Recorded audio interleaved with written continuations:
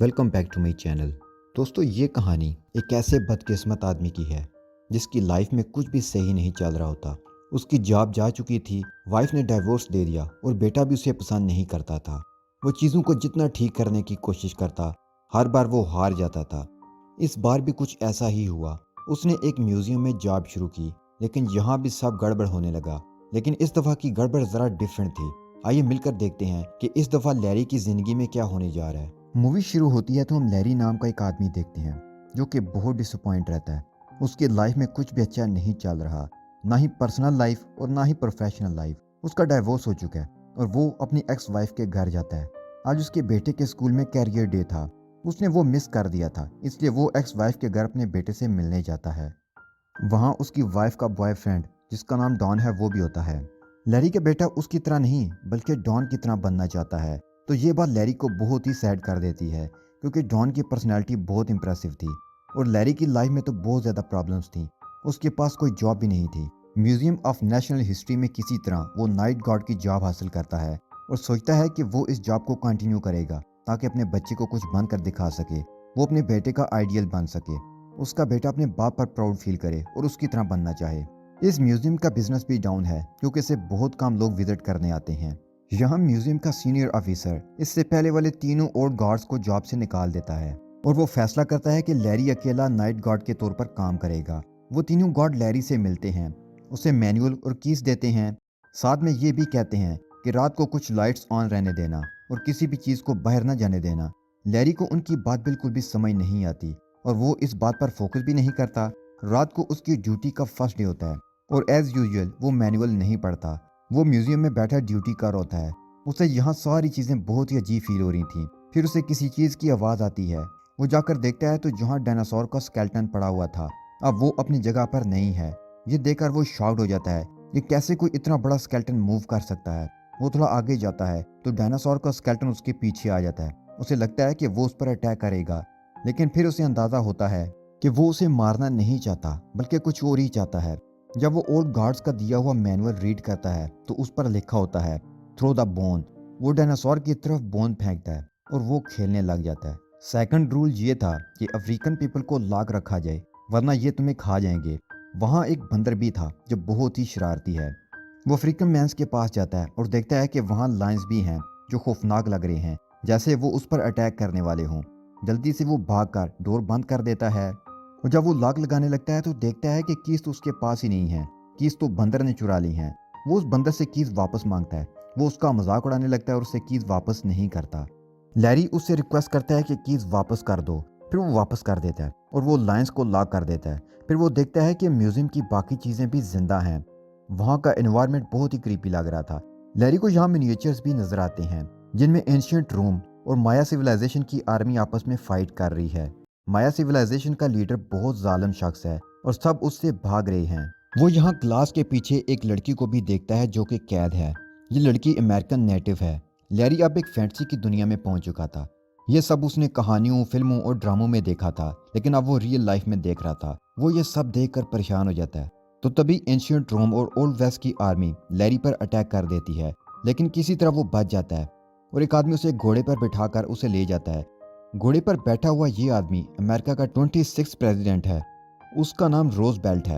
वो लैरी को बताते हैं कि 1952 में इस म्यूजियम में एक इजिप्शियन फेरो की मम्मी को लाया गया। उसके साथ एक मैजिकल टैबलेट भी थी। उसकी वजह से ये सब कुछ हो रहा है। रात को सारी बेजान चीज़ें जानदार हो जाती हैं और सूरज निकलने से कुछ देर पहले ये सब वापस अपनी असली हालत में आ जाती हैं। अगर सूरज निकलने से पहले कोई भी चीज़ जो म्यूजियम से बाहर गई है वो वापस ना आई तो वो धूल मिट्टी बनकर ख़त्म हो जाएगी। ये सारी चीज़ें बहुत ही पुरानी और अजीब हैं, इसलिए तुम ख्याल रखना और जो भी तबाही होती है उस सब को ठीक करना। यहाँ लैरी नोटिस करता है कि ग्लास के पीछे जो लड़की कैद है, रोज बेल्ट उसे पसंद करता है। वहाँ वही 3 ओल्ड गार्ड आ जाते हैं। लैरी उनसे गुस्सा होता है कि तुम लोगों ने मुझे क्यों नहीं बताया कि रात को बेजान चीज़ें जिंदा हो जाती हैं। वो गुस्से में वहाँ से बाहर निकलता है। वो कहता है कि मैं दोबारा ये जॉब नहीं करूँगा। जब वो बाहर निकलता है तो उसे अपना बेटा डॉन के साथ नजर आता है। वो लैरी को उसकी न्यू जॉब पर कॉन्ग्रेचुलेट करने आया था। उसका बेटा उसे कैरियर डे के लिए स्कूल में इनवाइट करता है। लैरी ये जॉब छोड़ना चाहता था, लेकिन अब वो फिर से अपने बेटे के लिए ये जॉब कंटिन्यू करता है ताकि अपने बेटे के लिए रोल मॉडल बन सके। वो उन गार्ड्स के पास जाता है तो वो उसे कहते हैं कि तुम इन सब कैरेक्टर्स के बारे में खुद से रिसर्च करो ताकि हर चीज़ को संभाल सको। फिर वो खुद से रिसर्च करना शुरू कर देता है। लाइब्रेरी से बहुत सारी बुक्स को पढ़ता है, इंटरनेट पर सर्च करता है और हर चीज़ को डीपली स्टडी करता है और अगली रात फिर नाइट शिफ्ट के लिए आ जाता है।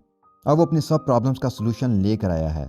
वो एक रिमोट कंट्रोल कार में हड्डी रख कर लाता है ताकि जब डायनासोर उठे तो उसके साथ खेलने के लिए उसे भागना ना पड़े। वहाँ जो जंगली कबीला होता है, आग जलाना उनका बड़ा मसला होता है। लैरी उनके लिए लाइटर ले आता है और उनकी आग की प्रॉब्लम सॉल्व करता है, लेकिन वो जंगली तो अपने आप को ही आग लगा लेते हैं। लैरी जल्दी से आग बुझाता है।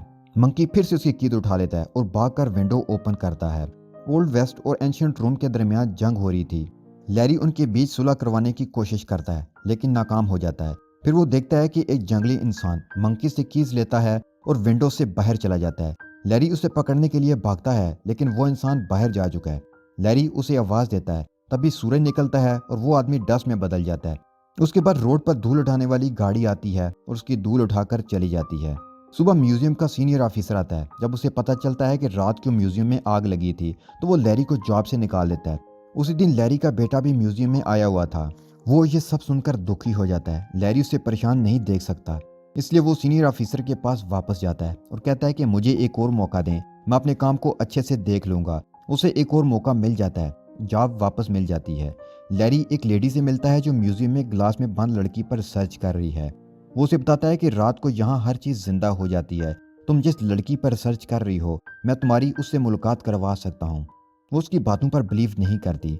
उसे लगता है कि वो उसका मजाक उड़ा रहा है, इसलिए वो उससे नाराज होकर वहाँ से चली जाती है। लैरी का बेटा भी उससे नाराज है। वो उससे मिलने एक्स वाइफ के घर जाता है। वो उससे कहती है कि बेहतर है कि तुम अपने बेटे से ना मिलो क्योंकि तुम्हारी वजह से उसे शर्मिंदगी होती है। वो हर्ट होता है लेकिन वो ज़बरदस्ती उसे साथ ले जाने की जिद करता है। रात को वो अपने बेटे को अपने साथ म्यूजियम में ले आता है। वो अपने बेटे को कहता है कि रात 12 बजे के बाद हर बेजान चीज़ जिंदा हो जाएगी। 12 बज जाते हैं लेकिन कोई भी चीज़ जिंदा नहीं होती। उसका बेटा डिसअपॉइंट हो जाता है। लैरी को आवाज़ आती है। जब वो जाकर देखता है तो हैरान हो जाता है। तीनों ओल्ड गार्ड्स वहां से कीमती चीजें चुरा रहे थे। उन्होंने जॉब इसलिए छोड़ी थी ताकि म्यूजियम वाले लैरी को जॉब पर रख लें और उसके बाद वो चोरी कर सकें और इल्जाम लैरी के ऊपर आ जाए। फेरो की मम्मी के साथ जो मैजिकल टैबलेट था जिसकी वजह से म्यूजियम में सब चीजें जिंदा हो जाती थी, वो उन्हें डिसेबल कर दिया था, जिसकी वजह से रात को कोई भी चीज जिंदा नहीं हो सकी थी। लैरी का बेटा वो टैबलेट उठा लेता है। लैरी उसे कहता है कि ये टैबलेट एक्टिवेट करो। जैसे ही वो टैबलेट को एक्टिवेट करता है, वो गार्ड्स वहां से भागना शुरू कर देते हैं। वो उन्हें लॉक कर देते हैं। उसके बाद लैरी इजिप्शियन फेरो की मम्मी तक पहुंच जाता है। वो भी जिंदा हो जाती है और वो इंग्लिश में बात करना शुरू कर देती है, जिसकी वजह यह थी कि कैम्ब्रिज यूनिवर्सिटी के रिसर्च सेंटर में काफ़ी सालों तक उस पर रिसर्च हुई थी, जिसकी वजह से उसने इंग्लिश सीख ली।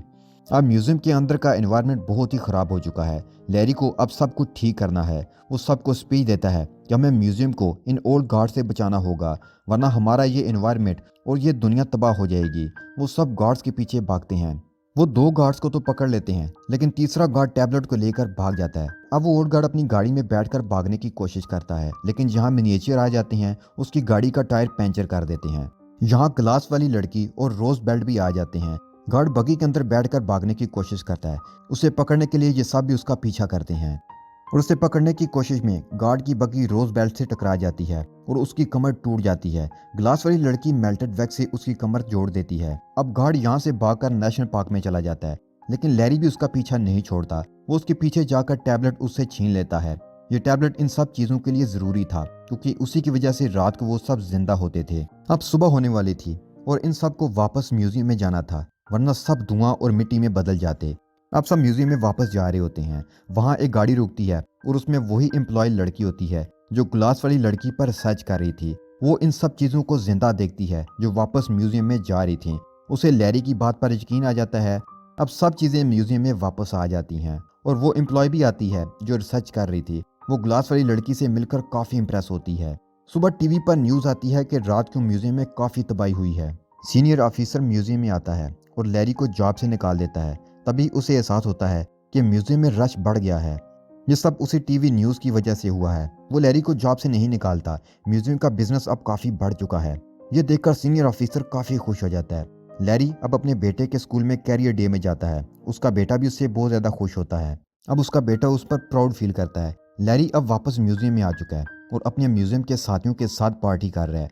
और एंड क्रेडिट सीन में हम देखते हैं जो गार्ड्स चोरी करते हुए पकड़े गए थे वो अब सज़ा के तौर पर म्यूजियम में सफाई का काम कर रहे हैं। और यहीं पर night at the museum part 1 की एंडिंग हो जाती है।